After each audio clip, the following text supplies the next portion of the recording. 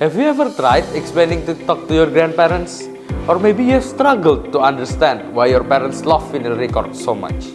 These moments show how generational cultures can feel worlds apart.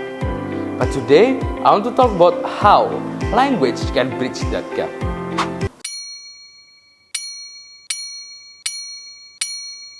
Assalamualaikum warahmatullahi wabarakatuh. I, Naufal Arzaq from SMA Progresif Bumi Shalawat would like to invite you on this wonderful journey of exploring language as the bridge to connect cultures across generations.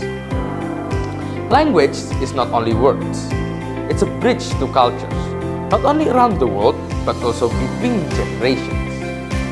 Our grandparents may like to share their stories during their prime time, and we would like to show them the new world with technology. And we need language to bridge them. The elder generations may have some problems in texting using mobile phones. Meanwhile us, we use mobile phones too much to the level of having no sense of art in communicating face-to-face with other people. This is where language starts taking its part and connects us to the closest person from the elder generations like our grandparents. We feel fine when we talk with them, right? So we can learn from each other, knowing how their lives were in the past, their struggle, and how they can raise the next generations to keep the culture and to figure out how to survive life in the future. And us, as the youngsters, we should help them to know and adapt with the new culture in the new society, so that they are not left behind and are still capable to blend in with the society in this new cultural world. My grandma once asked me, "How do you use this, kid?" while showing her phone. WhatsApp is clearly shown on the screen.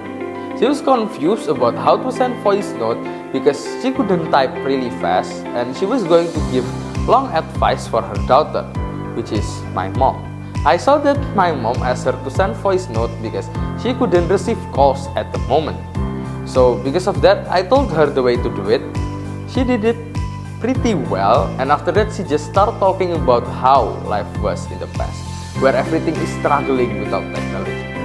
Through conversations like this, language becomes the bridge that connects these precious lessons from the past, helping us not just to understand their stories, but also the values they want us to carry forward to the future.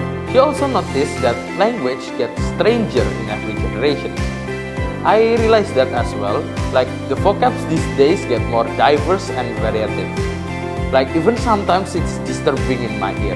Like kids these days, they talk about sigma, mewing, yapping, and etc. I don't understand what are they talking about. Are they talking in Pokemon language?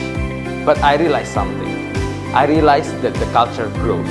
This is a process of it. We, the Gen Z, also did it. We make the millennials confused with our way of talking to each other.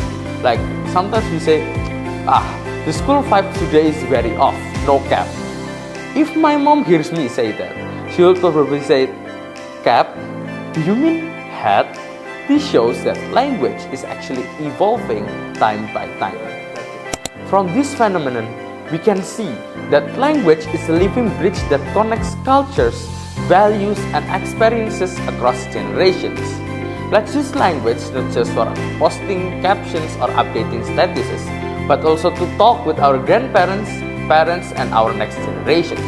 Because through language, we don't only understand each other, we appreciate each other. So, ladies and gentlemen, what I can conclude is, language is the backbone of culture.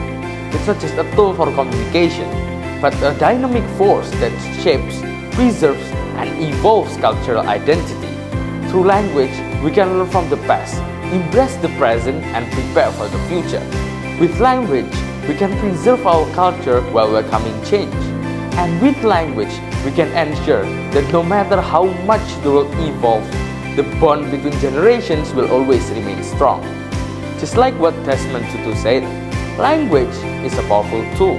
It can build bridges between generations, cultures, and communities. I think our journey on exploring language as the bridge to connect generational cultures finish here. Thank you and see you on our next journey. Wassalamualaikum warahmatullahi wabarakatuh.